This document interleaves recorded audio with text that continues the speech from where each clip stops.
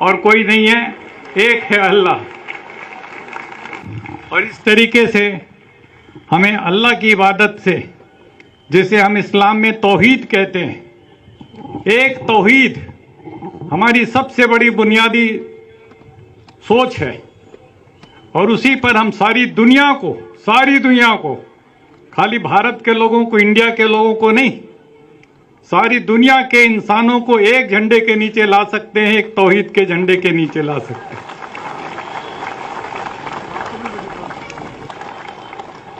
और जब हम अपने पैगंबर को याद करते हैं, पैगंबर इस्लाम को, हजरत मोहम्मद साहब सल्लल्लाहु अलैहि वसल्लम, तो हम साफ शब्दों में कहते हैं रहमतुल लिल आलमीन, रहमतुल लिल मुसलमीन नहीं। इसलिए सारी दुनिया और उसके लिए करुणा, उसके लिए दया, उस पैगाम को लेकर के जो लोग सारी दुनिया में, इसलिए इस्लाम खाली मुसलमानों का नहीं है, पूरी इंसानियत का मजहब है। और इस नाते से मुझे आपने अपने बीच में बुलाया, इतनी बड़ी इज्जत दी, मैं बहुत मशकूर हूं आपका, और आपके इंतजामात से बड़ा मुतासिर हूं। मुझे बहुत खुशी हो रही है। 1984 में जब इंदिरा गांधी जी की हत्या के बाद सिखों को कत्ल गारत हुई, तो सबसे पहले सिखों को बचाने के लिए मैं कूदा था।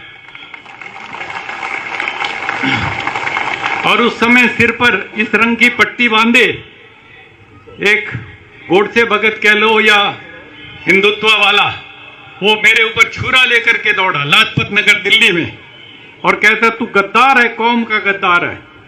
मुझे समझ करके कि मैं हिंदू हूं, मैं सिखों को क्यों बचा रहा हूं, मैंने कहा तुम इंसानियत का कत्ल कर रहे हो, इसलिए मैं तुम्हारे खिलाफ।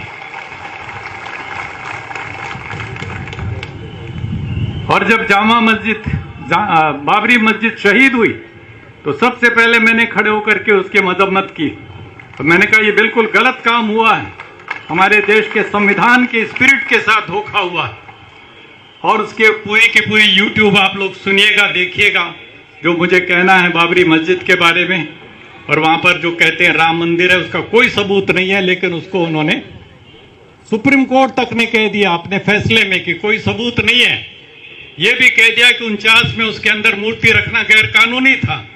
यह भी कह दिया कि वहां पर उसको गिराना, बाबरी मस्जिद को, गैर कानूनी था, जुल्म था। ये सब कहने के बावजूद उन्होंने वो उन्हीं को सौंप दिया। ये कैसा सुप्रीम कोर्ट है, हमारी समझ में नहीं आया। लेकिन अब हमें उम्मीद है आने वाले दिनों में जब इसके ऊपर बहस होगी, इन कानूनों के ऊपर, तो कम से कम कुछ इंसाफ की हम उम्मीद जगाए बैठे हैं, देखते हैं कितना मिलेगा। लेकिन सुप्रीम कोर्ट ही सुप्रीम नहीं होता। वैसे हमारी नजर में अल्लाह सबसे सुप्रीम है,